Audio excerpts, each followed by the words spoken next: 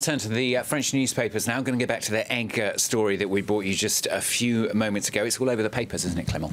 That's right. It's on the front page of Aujourd'hui en France, as you can see. The Ministry of Agriculture says that 13 lots of tainted eggs were delivered to 2 food processing farms late last month. These eggs coming from the Netherlands. Now, the ministry says there is no evidence that the eggs have reached consumers, but Le Parisien reports that they may have been used in cake mixes, pastries and ready meals. So how's the scandal actually come about then, Clément? Well, it all started when the supermarket chain Aldi withdrew all eggs from sale in its stores in Germany last week. This after tests showed that the chemical fipronil, a highly toxic insecticide, was found in the eggs. Le Parisien reports that the toxic substance was apparently introduced to poultry farms in Belgium and the Netherlands by a Dutch company which mixed it with a legal insecticide used to treat fleas, lice and other parasites in chickens. But other sources suggest that the mix comes from either a Belgian or perhaps even a Romanian supplier, prompting Le Parisien to call this a European-wide scandal. Millions of eggs have been taken off the shelves in Germany and the Netherlands as a precaution, and prosecutors from both countries have opened investigations into possible criminal offences.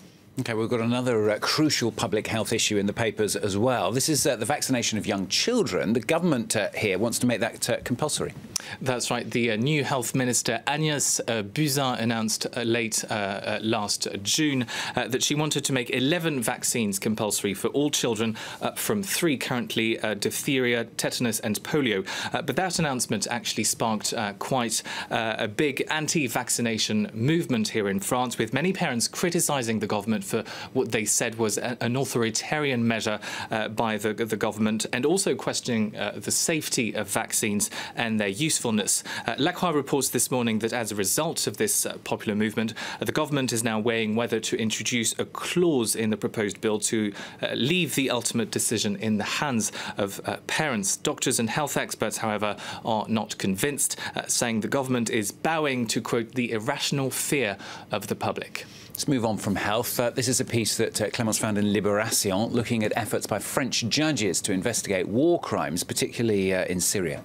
That's right. Libération reports that a special commission based in Paris has been probing war crimes in Syria since 2012. And 5 years on, the left-wing daily says that investigations have so far led to nowhere due to a lack of funding and what Libération calls diplomatic obstacles. This comes just a day, of course, after war crime expert Carla Del Ponte announced that she was quitting the UN Commission of Inquiry on Syria after nearly 5 years, saying she was frustrated that the commission was not backed by any political will. Libération concludes, and I quote, "Will Bashar al-Assad ever face justice for his crimes? We should not give up so quickly." Last piece from the papers. This is a self-proclaimed anti-capitalist groups in Spain. They're actually threatening further attacks on tourists across the country, presumably particularly worrying at this time of year as well.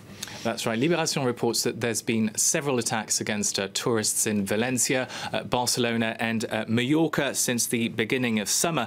Now, these attacks have been mostly non-violent, throwing confetti on tourists and daubing messages like "tourists go home" on buses. These groups, which call themselves anarchists, say that tourism is killing Spain, making life more expensive and pushing residents into exile.